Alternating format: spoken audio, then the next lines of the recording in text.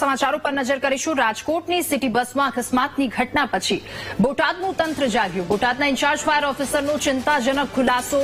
બોટાદના કોઈ પણ બસ ડ્રાઈવર પાસે હેવી વ્હીકલનું લાયસન્સ નથી। ઇન્ચાર્જ ચીફ ફાયર ઓફિસર દ્વારા કહેવામાં આવ્યું છે હેવી વ્હીકલનું લાયસન્સ ન હોય તેવા મારી પાસે પુરાવા પણ છે। રાજકોટ જેવી અકસ્માતની ઘટના બોટાદમાં ન બને એ માટેની કાળજી। ઇન્ચાર્જ ફાયર ઓફિસરના આરોપને લઈ ચીફ ઓફિસરનો જવાબ પણ સામે આવ્યો। બોટાદમાં ચાલતી તમામ સિટી બસના ડ્રાઈવરો હેવી લાયસન્સ ધરાવે છે। ચીફ ઓફિસરે કહ્યું તમામ બસોના ડ્રાઈવરોના લાયસન્સ ચેક પણ કર્યા હોવાનું ચીફ ઓફિસરે જણાવ્યું છે।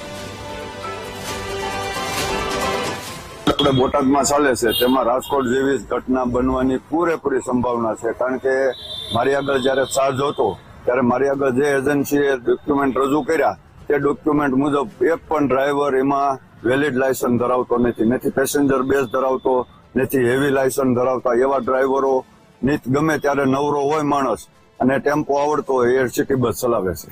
નગરપાલિકા દ્વારા એવું કહેવામાં આવ્યું છે કે તમામ ડ્રાઈવરો પાસે હેવી લાયસન્સો છે, પણ નગરપાલિકા જે વેલિડ લાયસન્સ નથી અને ચીફ ઓફિસર વેલિડ ગણે છે। મારી આગળ આધાર પુરાવા છે, મારી આગળ જે એજન્સીએ લાયસન્સ રજૂ કર્યા છે એ અનવેલિડ છે અને ચીફ ઓફિસર એને વેલિડ ગણે છે। અને જે